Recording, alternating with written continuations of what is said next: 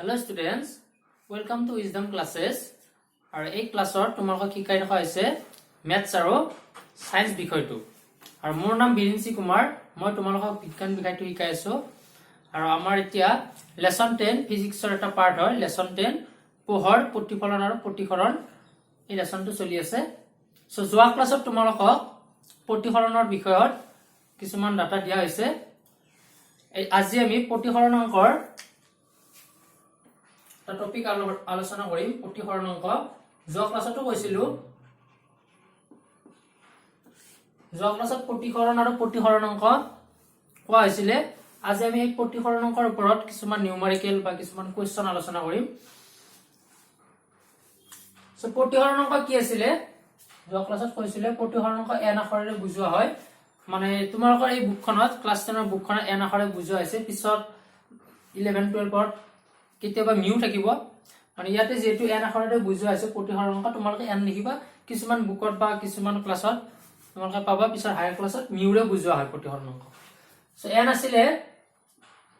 বায়ুত পোহৰৰ দুটি। প্ৰতিসৰণ অংক মানে আছিলে বায়ুত পোহৰৰ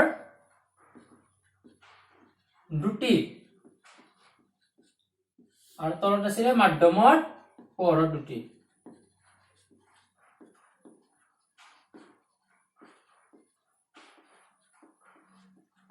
এটো যোৱা ক্লাছত দিয়া হৈছিলে প্ৰতিসৰণ অংক মানে আছিলে বায়ুত পোহৰৰ দুটি আৰু মাধ্যমৰ পোহৰৰ দুটিৰ অনুপাতক প্ৰতিসৰণ অংক বোলে। সেইটো মনত ৰাখিবা। আৰু এনেকৈ দিয়া আছিল ফৰ্মুলা n12 n21 n12 আছিলে প্ৰথম 1 দিয়া আছে, 1 হৈছে 1 নং মাধ্যম আৰু 2 নং মাধ্যম, দুটা মাধ্যম লোৱা আছে। এটা 1 নাম্বাৰ 1 নাম্বাৰিং কৰা আছে, এটা 1 এটা 2। সো ফাৰ্স্ট যদি 1 থাকে তেতিয়া হৈছে 1 নং মাধ্যমৰ প্ৰতিসৰণ অংক কাৰ সাপেক্ষে যেটো দিয়া আছে 2 নং মাধ্যম সাপেক্ষে। আৰু n21 মানে হৈছে প্ৰথম দিয়া আছে 2, মানে 2 নং মাধ্যমৰ প্ৰতিসৰণ অংক কাৰ সাপেক্ষে 1 ৰ সাপেক্ষে। সাপোজ n53 আমি বহুত লৈছিলো, সাপোজ বহুত মাধ্যম আছে 1 নং 2 নং 3 নং 4 5 এনেকুৱা আছিল। সো ইয়াতে কি হ'ব, এটো মানে কি বুঝা n53 মানে কি হয়, ইয়াতে হয় 5 মানে 5 নং। সো প্ৰথম দিয়া আছে 5 মানে 5 নং মাধ্যমৰ প্ৰতিসৰণ অংক কাৰ সাপেক্ষে, পিছত দিয়া আছে 3 নং মাধ্যম সাপেক্ষে। আৰু প্ৰতিসৰণ অংকৰ দুটা নিয়ম কোৱা হৈছিলে, সূত্ৰ দুটা নহয় দুটা নিয়ম আছিল যে পোহৰ এটা মাধ্যমৰ পৰা আনটো মাধ্যমত গলে ৰশ্মিডাল কেনেদৰে চেঞ্জ হয়, ৰশ্মিডাল কেনেদৰে সলনি হয়।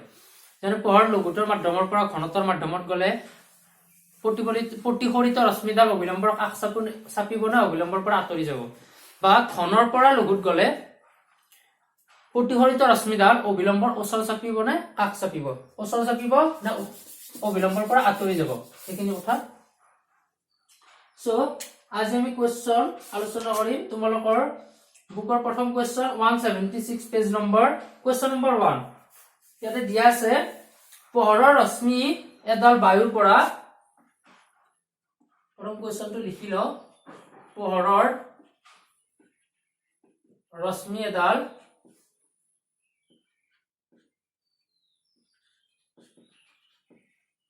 কৰ পৰা, বায়ুৰ পৰা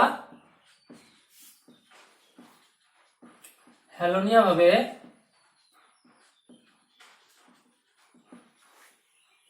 হেলনীয়াকৈ ক'ত পৰিছে, পানীত পৰিছে, পানীত প্ৰৱেশ কৰিছে।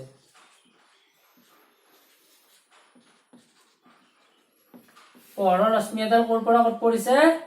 বায়ুৰ পৰা পানী মাধ্যমত পৰিছে। পোহৰৰ ৰশ্মিডাল, আৰু তোমালোকক সোধা হৈছে পোহৰৰ ৰশ্মিডাল কি হৈছে, যিডাল পোহৰৰ ৰশ্মি প্ৰতিফলিত হ'ব সেই পোহৰৰ ৰশ্মিডাল উলম্বৰ কাষলৈ নে, উলম্বৰ কাষলৈ নে উলম্বৰ পৰা আঁতৰি বেকা হ'ব, উলম্বৰ পৰা আঁতৰি বেকা হ'ব, উলম্বৰ পৰা আঁতৰি বেকা হ'ব। আৰু কিয় মানে উলম্বৰ পৰা যদি ওচৰ চাপে কিয় ওচৰ চাপিব বা উলম্বৰ পৰা যদি আঁতৰি যায় কিয় আঁতৰি যাব তাৰ ৰিজনটো ক'ব দিছে কাৰণটো ক'ব দিছে এটা চোৱা তোমালোকক অলপ আগতে কৈ দিছিলে যে পোহৰ বায়ুৰ পৰা পোহৰ ঘনৰ পৰা লঘুত গলে বা লঘুৰ পৰা ঘনত গলে কেনেকুৱা হয় ইয়াতে চোৱা ইয়াতে মাধ্যম দুটা আছে বায়ু আৰু পানী বায়ুৰ কি হয় পানী পোহৰৰ ৰশ্মি বায়ুৰ পৰা ক'ত প্ৰৱেশ কৰিছে পানী এতিয়া তোমালোকে এই দুটাৰ ভিতৰত কোনটো লঘুতৰ কোনটো মাধ্যম ঘনতৰ ক'ব লাগিব বায়ু প্ৰথমটো হৈছে বায়ু এতিয়া বায়ুটো কেনেকুৱা মাধ্যম মানে এই দুটা কম্পেয়াৰ কৰা দুটা তুলনা কৰা বায়ু আৰু পানীৰ ভিতৰত বায়ুটো পাতল হয় সো পাতল হলে কি হ'ব লঘুতৰ মাধ্যম পাতল হলে হ'ব লঘুতৰ আৰু পানীটো বায়ুতকৈ কি হয় ঘন হয় সো ঘনতৰ সো পোহৰৰ ৰশ্মিডাল ক'ৰ পৰা ক'ত প্ৰৱেশ কৰিছে বায়ুৰ পৰা পানী বায়ু মানে লঘুতৰ মাধ্যম পানী মানে ঘনতৰ মাধ্যম মানে লঘুতৰ মাধ্যমৰ পৰা ঘনতৰ মাধ্যমত প্ৰৱেশ কৰিছে তেতিয়াহলে কি হ'ব তেতিয়াহলে ইয়াৰ আনসাৰটো কি হ'ব পোহৰৰ ৰশ্মিডাল উলম্বৰ কাষলৈ নে উলম্বৰ পৰা আঁতৰি যাব সো উলম্বৰ পোহৰৰ ৰশ্মিডাল উলম্বৰ কাষলৈ যাব পোহৰৰ ৰশ্মিডাল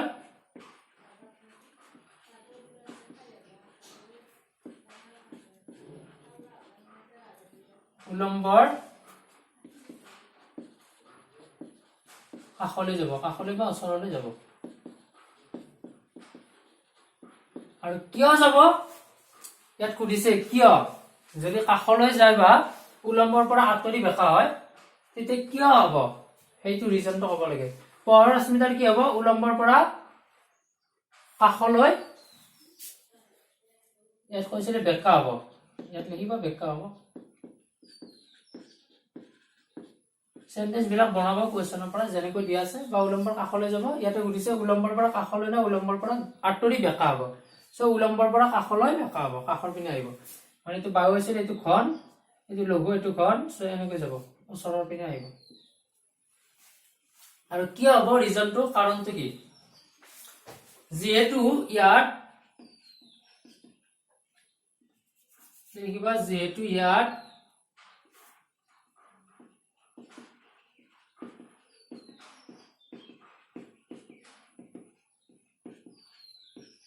বায়ুটো কি হয় লঘুতৰ মাধ্যম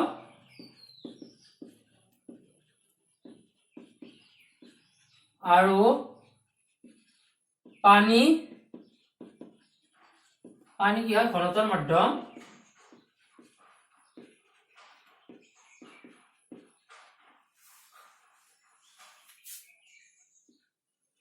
আৰু পোহৰ লঘুতৰৰ পৰা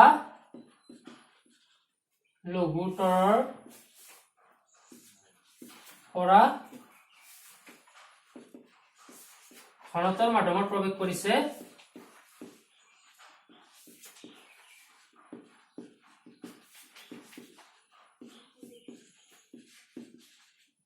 সেইবাবে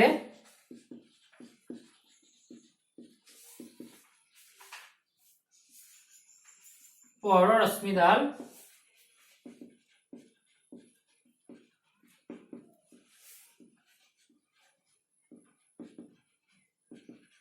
উলম্বৰ কাষ চাপিছে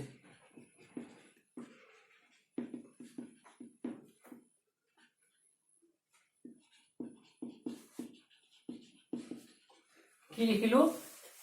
যেহেতু ইয়াত বায়ু লঘুতৰ মাধ্যম মানে পোহৰৰ ৰশ্মিডাল বায়ুৰ পৰা পানীত প্ৰৱেশ কৰিছিলে সো বায়ু কি মাধ্যম প্ৰথম লিখিলো লঘুতৰ মাধ্যম আৰু পানী ঘনতৰ মাধ্যম আৰু পোহৰ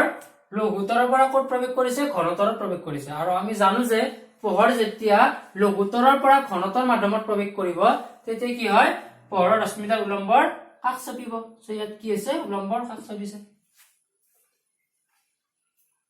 সো এইটো লিখিলো তোমালোকে ইম্পৰ্টেন্ট হয় বা কেতিয়াবা এনেকৈ সুধিব পাৰে সাপোজ এইটো তাপ আহিলে এক্সামত তাপ বুলি ক'লে সবে ক'লে এইটো তাপ আহিছে মানে ডাইৰেক্ট কমন পৰা নাই আৰু পোহৰৰ ৰশ্মি এডাল ইয়াতে বায়ুত ঠাইত দিলে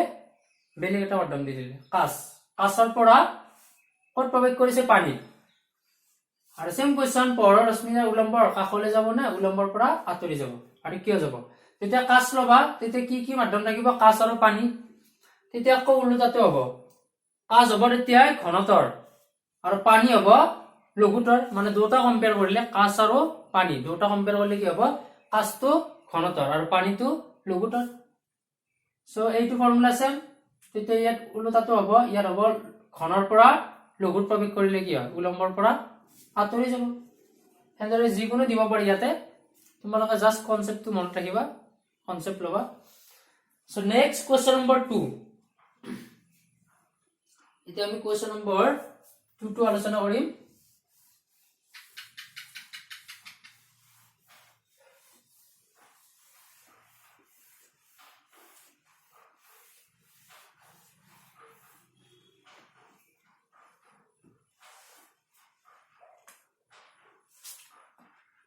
Question number 2 পোহৰ বায়ুৰ পৰা কোৱেশ্চনটো লিখি লও ফাৰ্স্ট পোহৰ বায়ুৰ পৰা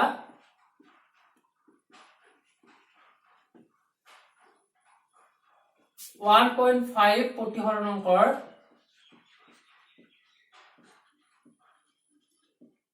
1.5 প্ৰতিহৰণ অংকৰ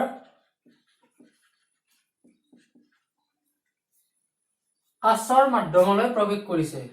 কাছৰ মাধ্যমলৈ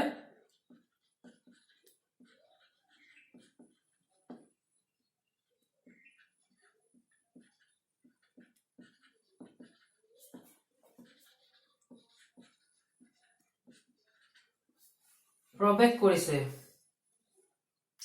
কাছত পোহৰৰ দ্ৰুতি কিমান হ'ব কি উলাব দিছে কাছত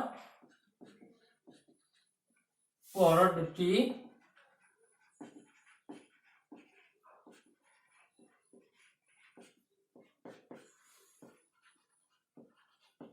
কিমান হ'ব কাছত পোহৰৰ দ্ৰুতি কিমান হ'ব তোমাক উলিয়াব দিছে আৰু লগত এটা বস্তু দিয়া আছে উন্নত পোহৰৰ দ্ৰুতি আৰু এটো মনত ৰাখিবা তোমালোকে যে উন্নত পোহৰৰ দ্ৰুতি কি হয় 3 * 10⁸ মিটাৰ পাৰ সেকেন্ড এটা ন আই যাব পাৰে সাপোজ টিক মাৰ্কত দি দিলে মাল্টিপল চয়েস কোৱেশ্চনত দি দিলে উন্নত পোহৰৰ দ্ৰুতি হল চাৰিটামান অপচন দি দিলে তেতিয়া আহিব পাৰে উন্নত পোহৰৰ দ্ৰুতি 3 * 10⁸ m মানে মিটাৰ আৰু প্ৰতি সেকেন্ডে দিয়া আছে প্ৰতি সেকেন্ড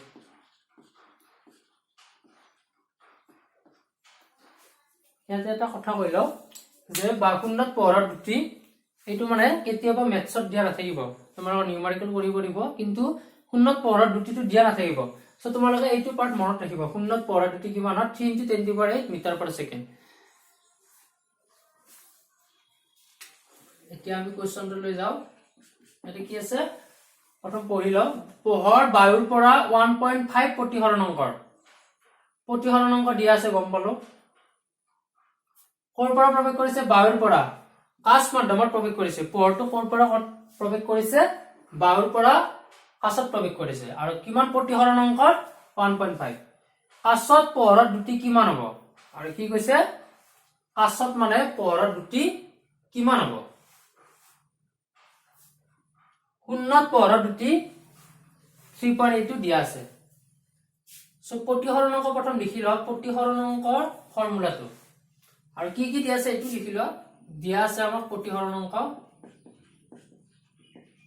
দিয়া আছে প্ৰতিহৰণ অংক কিৰে বুজাও m ইয়াতে এনেৰে বুজাইছো কেতিয়াবা মিউৰে বুজোৱা হয় বেলেগ বেলেগ বুকত পাবা বা হায়াৰ ক্লাছত পাবা মিউৰে বুজাইছে প্ৰতিহৰণ অংক n = 1.5 আৰু প্ৰতিহৰণ অংকৰ কোনো ইউনিট নাই জাস্ট 1.5 দিছো তাৰ পিছত কাছৰ সেকেন্ড পাৰ্টটো আছে কাছত পোহৰৰ দ্ৰুতি কিমান হ'ব এটো উলিয়াব দিছে উলিয়াব দিয়াটো লাষ্টত লিখিম তাৰ পিছত কি দিয়া আছে উন্নত পোহৰৰ দ্ৰুতি সেকেন্ডটো লিখি লোৱা কি দিয়া আছে উন্নত পোহৰৰ দ্ৰুতি আমি কি এৰে বুজাইছিলো তাত c উন্নত পোহৰৰ দ্ৰুতি generally c So it is 3 into 10 to the power 8 এটা ছিল মিটার আর এটা হচ্ছে পার s মানে সেকেন্ড তার পিছত কাছত পহৰ দুটি এটো দিয়া নাই এটো কি কৰিব লাগে পহৰ দুটি কাছত পহৰ দুটি ভিৰে বুজোৱা হয় ভি এটো আমি উলিয়াম কোৱেশ্চন মাৰ্ক সো এটা প্ৰতিহৰণকৰ ফৰ্মুলাটো লিখি ল প্ৰতিহৰণক মানে কি আছিল বাহুত পহৰ দুটি বাহু মানে শূন্য শূন্যত পহৰ দুটি আৰু মাধ্যমত পহৰ দুটিৰ অনুপাতক প্ৰতিহৰণক বোলে সো প্ৰতিহৰণক আমি জানো যে লিখা আমি জানো যে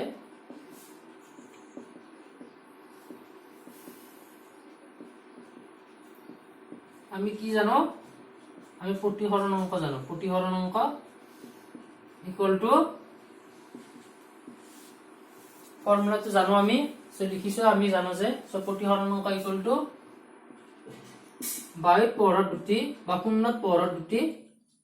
এটা লিখিলে হল বাহুত পহৰ দুটি বা শূন্যত পহৰ দুটি ডিভাইডেড বাই মাধ্যমত পহৰ দুটি মাধ্যমত পহৰ দুটি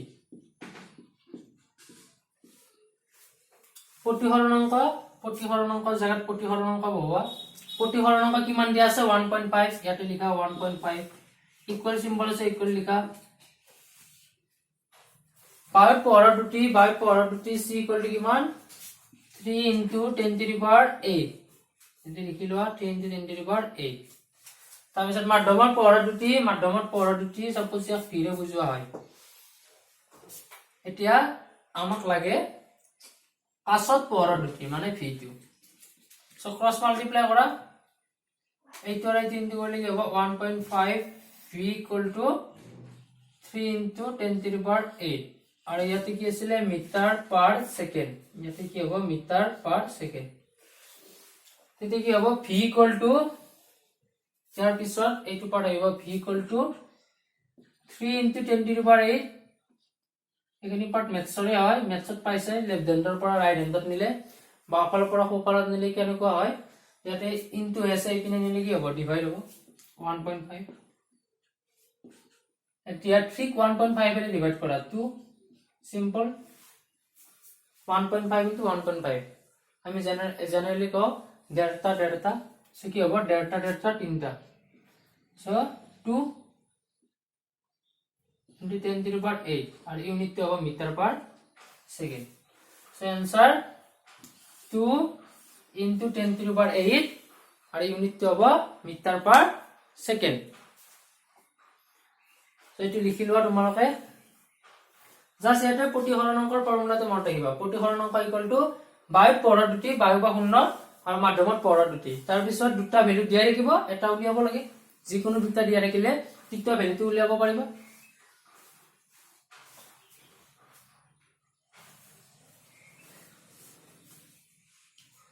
এতিয়া আমি নেক্সট কোৱেশ্চন আলোচনা কৰিম নেক্সট আছে কোৱেশ্চন নম্বৰ 3 তোমালোকে তালিকাখন চাই লবা তাত বস্তুবোৰ দিয়া আছে তাৰ পৰা উলিয়াবা আৰু 4 2 তাত চাবা তালিকাত দিয়া আছে কিছুমান ডাটা দিয়া আছে আৰু এনেকুৱা কোৱেশ্চন জেনাৰেলি যদি ইমান তালিকাত দিছে কিবা ডাটা দিয়া আছে তোমালোকে চাই লবা আৰু কিবা বুজি নাপালে মোক কমেন্ট কৰিবা মোক কবা চাই দুটা বুজি পোৱা নাই কৰি দিব লাগে তেতিয়া কৰি দিম সেটি আমি 5 নম্বৰটো আলোচনা কৰিম এই 1 2 আৰু 5 এই থ্ৰিটাৰ এটা আহিব যিকোনো এটা আহিব বহুত ইম্পৰ্টেন্ট হয় এই থ্ৰিটাৰ যিকোনো এটা আহিব সো কি দিয়া আছে 5 টু হীৰাৰ প্ৰতিহৰণক 2.42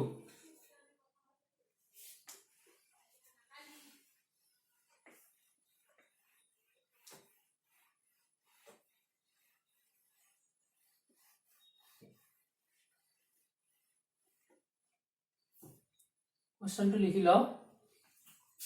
কোৱেশ্চন নম্বৰ 5 দিয়া আছে হীৰাৰ প্ৰতিহৰণক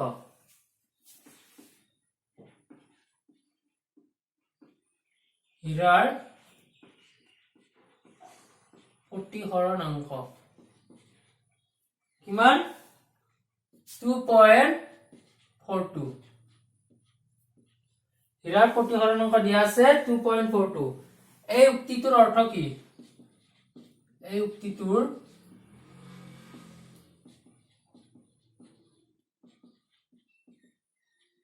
অৰ্থ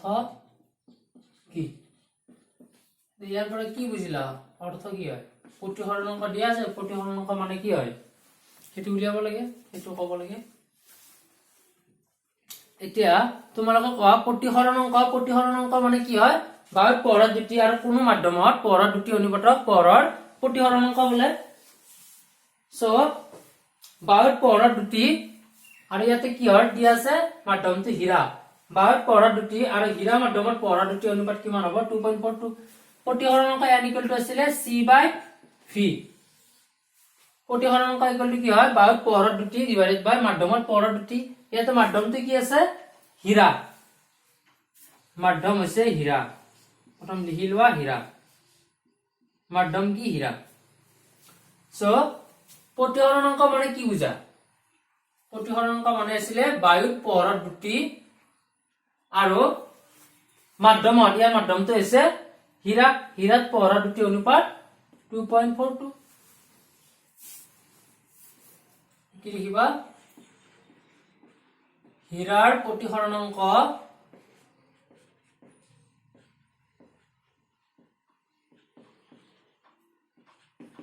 2.42 এই উক্তিটোৰ অৰ্থ হল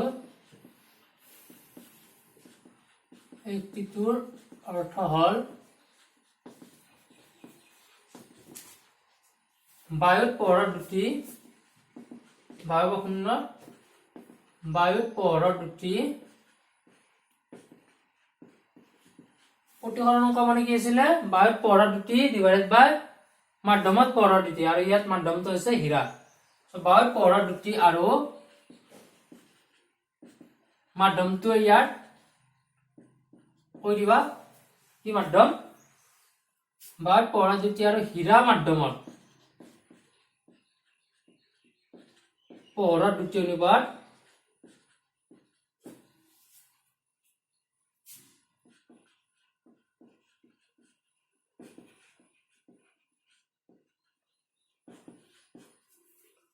অনুপাত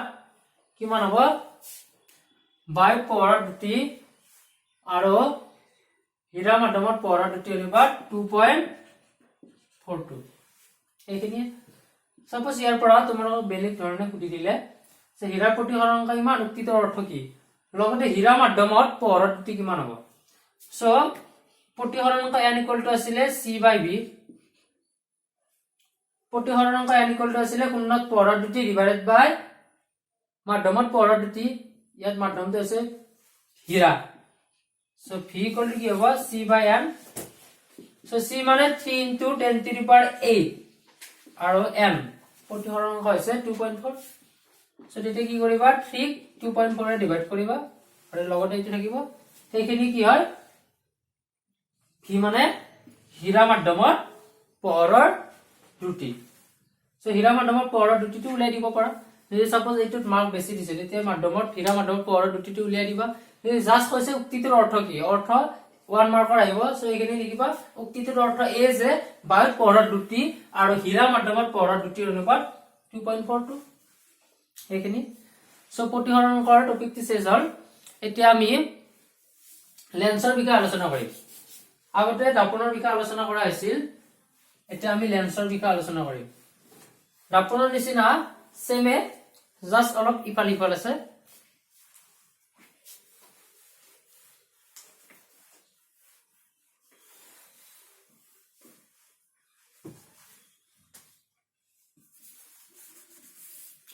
ফাজ আছে আমি প্ৰথম দাপন আৰু আমি প্ৰথম কি আলোচনা কৰিম দাপনৰ বিষয় আৰু লেন্সৰ বিষয়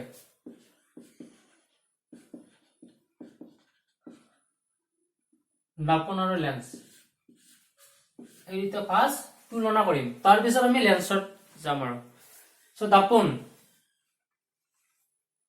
আৰু লেন্স তো দাপনত কি হৈছিল প্ৰতিফলন এই কথাটো মনত ৰাখিবা আমি ফাৰ্স্ট টপিক আলোচনা কৰিছিলো প্ৰতিফলন পৰৰ প্ৰতিফলনৰ সূত্ৰ দুটা কিন্তু লেন্সত কি হ'ব প্ৰতিহৰণ লেন্সত কি হ'ব প্ৰতিহৰণ আৰু প্ৰতিহৰণ মানে আলোচনা কৰিছিলো যোৱা ক্লাছত প্ৰতিহৰণ তাৰ পিছত দাপোন দুটা টাইপৰ আছিল অবতল উত্তল এইটো সেম ইয়াতে অবতল উত্তল অবতল আৰু উত্তল আৰু ইয়াতো কি হ'ব লেন্সৰ অবতল উত্তল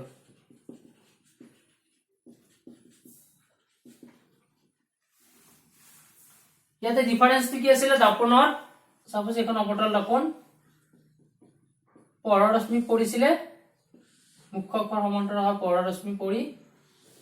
পাৰ হৈ গৈছিলে মানে কি হৈছিলে প্ৰতিফলিত ৰশ্মিবোৰ ফকাছৰ মাজেৰে পাৰ হৈ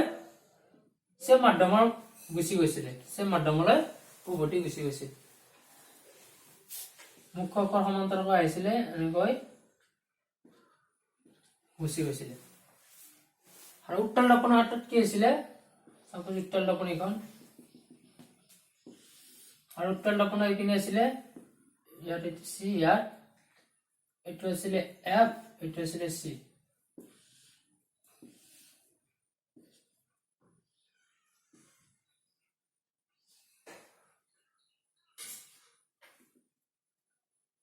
দিছিলে ফকাছৰ পৰা অহা যেন লাগিছিলে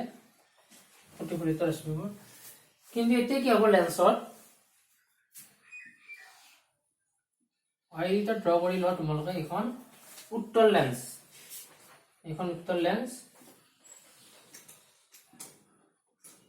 এখন উত্তল লেন্স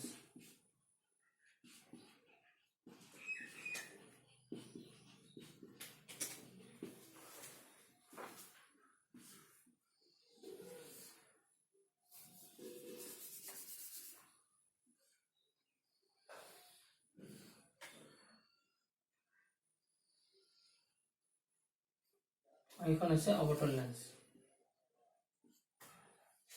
উত্তল আৰু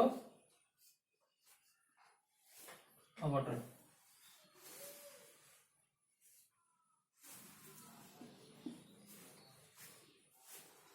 ফাৰ্ষ্ট আমি আলোচনা কৰোঁ কিছুমান পইণ্টৰ বিষয়ে তাৰপিছত আকৌ ইয়াত উভতি যাম আমি উত্তল লেন্সৰ এইটো হয় ও দাপোনত কি আছিল ইয়াত টি দাপোনৰ এই পইণ্টৰ নাম আছিলে মেৰু কিন্তু লেন্সৰ এই মধ্যবিন্দুটোৰ নাম হ'ব আলোক বিন্দু কি হ'ব আলোক বিন্দু আৰু দাপোনত আমি দৈৰ্ঘ্যবিলাক দূৰত্ববিলাক মেৰুৰ পৰা জুখিছিলো আৰু ইয়াতে আমি আলোক বিন্দুৰ পৰা দূৰত্ববিলাক জুখিম আৰু এই অবতল দাপোনত ইয়াত হ'ব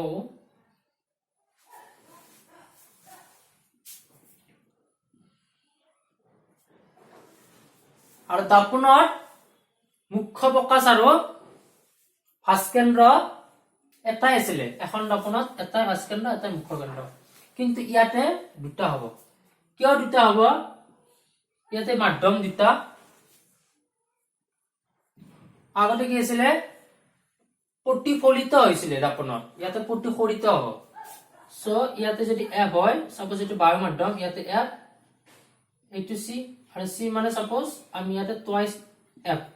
এফ লিখিলো এইটো 1 ধৰিলো যেটো পিছপিনো লিখিম আমি এটো কি হ'ব f2 আৰু এইটো 2 f2 হেকৰে অবতল দাপোনটো হ'ব ফকাছ আৰু ভাস্কেন্দ্ৰ দাপোনত কেইটা আছিলে মাত্ৰ এটা আছিলে মুখ্য ফকাছ আৰু ভাস্কেন্দ্ৰ উত্তল দাপোনৰ পিছপিনে আছিলে অবতল দাপোনৰ সন্মুখত আছিলে হেতু কোৱা না মই টোটাল কেইটা আছিল ইয়াতে আছিলে এটা ইয়াতে আছিলে এটা এনে এই ক্ষেত্ৰত কি হ'ব লেন্সৰ ক্ষেত্ৰত ভাস্কেন্দ্ৰ দুটা পাবা টুৱাইস এফ আৰু আগতে কোৱা আছিল যে ফকাছ দৈৰ্ঘ্য আৰু ভাস্কেন্দ্ৰৰ মাজৰ ভাঁজ ব্যাসাৰ্ধৰ মাজৰ সম্পৰ্কটো r = টুৱাইস এফ সেইটো হয় c আৰু ইয়াৰ ডিসটেন্স কি হ'ব ইয়াৰ পৰা ইয়ালৈকে টুৱাইস এফ সো ইয়াৰ পৰা ইয়ালৈকে f সো এটো f1 এটো টুৱাইস f1 ধৰিলো আৰু এটো f2 এটো টুৱাইস f2 সিমিলাৰলি এটো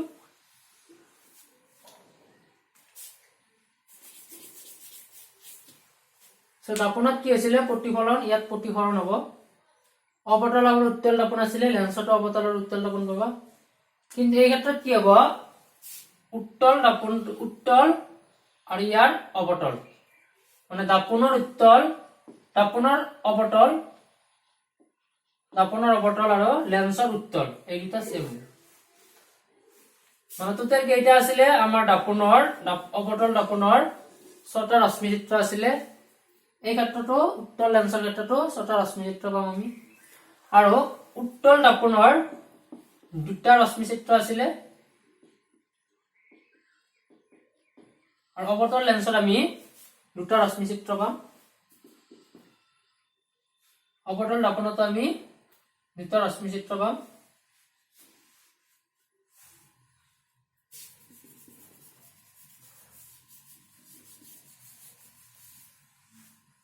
এতিয়া এটা কথা কোৱা, কেতিয়াবা উত্তল লেন্সক আৰু এটা বেলেগ নামেৰে কোৱা হয়, সেই নামটো বাৰু কি? এটা আছে অভিসাৰী আৰু এটা আছে অপসাৰী। কি আছে? এটা অভিসাৰী, এটা অপসাৰী। উত্তল লেন্সৰ আন এটা নাম হৈছে অভিসাৰী আৰু অৱতল লেন্সৰ আন এটা নাম হৈছে অপসাৰী। এইটো মনত ৰাখিবা। কেতিয়াবা মানে লেন্সৰ নিউমাৰিকেল আহিলে উত্তল লেন্স নিদিব, কি দিব? অভিসাৰী লেন্স। এতিয়া অভিসাৰী মানেনো কোনটো? অভিসাৰী মানে কি হয়? অভিসাৰী মানে উত্তল লেন্স আৰু অৱতল মানে অপসাৰী মানে অৱতল লেন্স।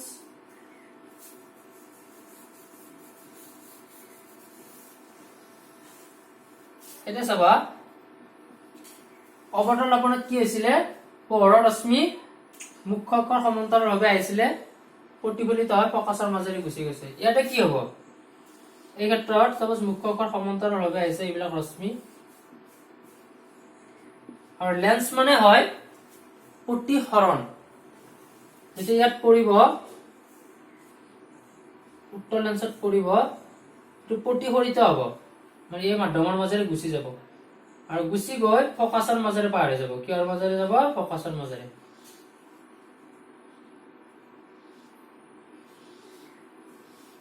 কিহৰ মাজেৰে যাব? ফকাছৰ মাজেৰে।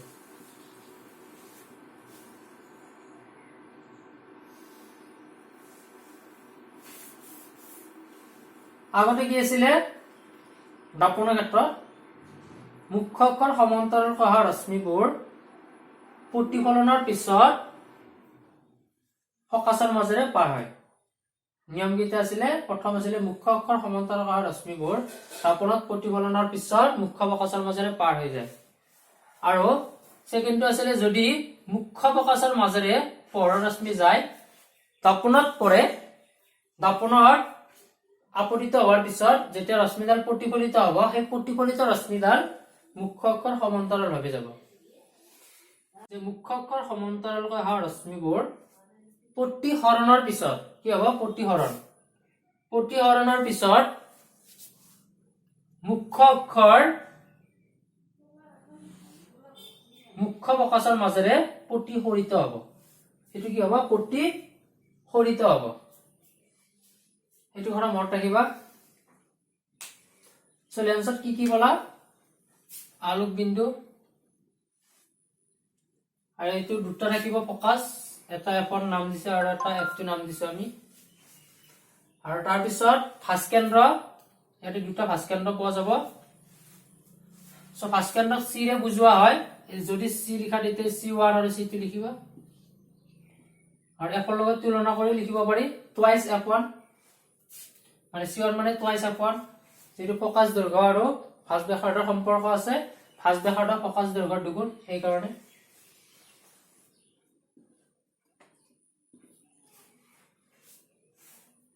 এতিয়া আমি ৰশ্মি চিত্ৰ অংকন কৰিম।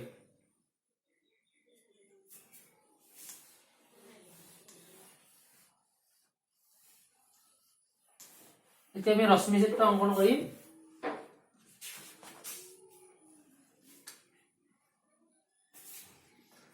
তাৰ আগতে কৈ দিও, অৱতল দাপোনৰ মুখ্য ফকাছ আছিলে, উত্তল দাপোনৰ মুখ্য ফকাছ আছিলে। সেইদৰে ইয়াতে মুখ্য ফকাছ মানে কি বুজিবা? ইয়াতে মুখ্য ফকাছ মানে কি হ'ব? মুখ্য অক্ষৰ সমান্তৰালকৈ অহা ৰশ্মিবোৰ লেন্সত আপতিত হোৱাৰ পিছত সেই প্ৰতিফলিত ৰশ্মিবোৰ যি বিন্দুৰে অভিসাৰিত হ'ব মানে যি বিন্দুৰে পাৰ হৈ যাব যি বিন্দুত কটাকটি কৰিব অভিসাৰী তাকে কি বুলি কয় উত্তল দৰ্পণৰ মুখ্য প্ৰকাশ বোলে তে উত্তল দৰ্পণৰ মুখ্য প্ৰকাশ বুলিলে কি বুজা মুখ্য অক্ষৰ সমান্তৰালকৈ অহা ৰশ্মিবোৰ লেন্সত আপতিত হোৱাৰ পিছত প্ৰতিফলিত ৰশ্মিবোৰ যি বিন্দুৰ মাজেৰে অভিসাৰী হয় অভিসাৰী মানে পাৰ হৈ যায় কটাকটি কৰে সেই বিন্দুটো মুখ্য প্ৰকাশ বোলে কিন্তু অৱতল দৰ্পণৰ ক্ষেত্ৰত অৱতল